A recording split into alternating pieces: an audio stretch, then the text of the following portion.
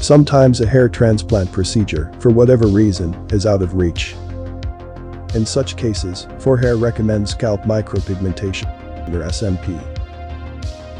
An all-natural pigment tattoo, SMP covers the scalp with little marks that convincingly look like hair-growing follicles.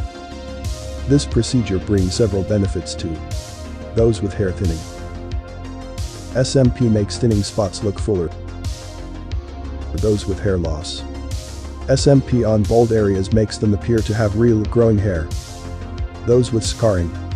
SMP helps cover hair transplant and other types of scars. Ideal for several types of patients, SMP procedures essentially enables people to wear a buzz cut with uniform thickness and/or maximize the appearance of thick hair. SMP is an important cosmetic treatment.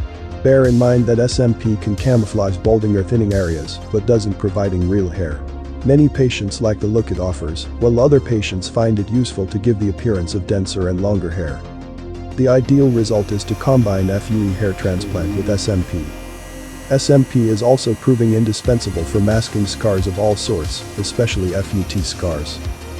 Learn more about SMP and other methods by scheduling a free consultation today.